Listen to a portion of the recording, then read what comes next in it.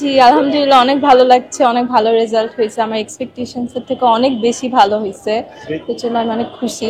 Result কি এসেছে? Golden GPA 5 এসেছে। কোন সাবজেক্টে বেশি প্রত্যাশা ছিল এবং মনে হয়েছে এমন যে এই সাবজেক্টে হয়তো আমার খারাপ হবে কিন্তু ভালো এসেছে? আইসিটিতে কোয়েশ্চেন একটু হার্ড ছিল, আমি ভাবছিলাম যে অনেক খারাপ হবে, বাট আলহামদুলিল্লাহ অনেক ভালো হয়েছে। আর ভালো এক্সাম দিছি বলতে মোটামুটি সবগুলাই ভালো হয়েছে, বাট আইসিটিটা নিয়ে অনেক টেনশনে ছিলাম যে কি হবে না হবে এটাই।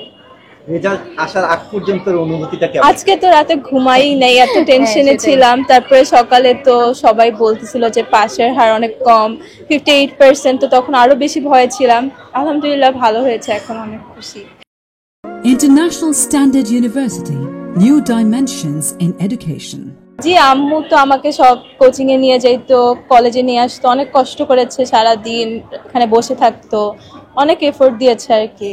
এটাই। বাবা সফল মানে বাবা তো আছেই সব জায়গায়, যেখানেই ভর্তি হতে চাইছি বাবা বলছে যে হ্যাঁ করো, হ্যাঁ দাও। বাবা তো অনেক সাপোর্ট করছে, অনেক ইয়া করছে, দুইজনেই সাপোর্টিভ। বাবা মা কখনো প্রেশার দেয় না যে ভালো করতেই হবে, কিন্তু আমার তো একটা ইয়া ছিল যে ভালো করবে, এটাই।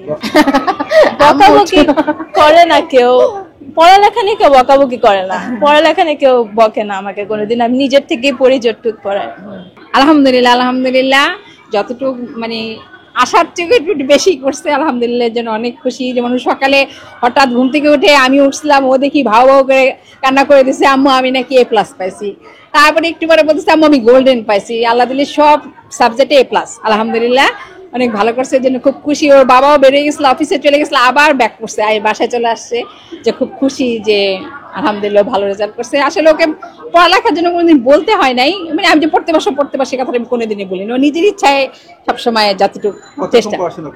না, ও দিনের বেলা খুব কম পড়তো, পড়াটা মেনলি রাতেই পড়তো, একটু রাতেই পড়তে ভালো লাগতো নাকি, মুখস্থ হতো নাকি তখন আর কি।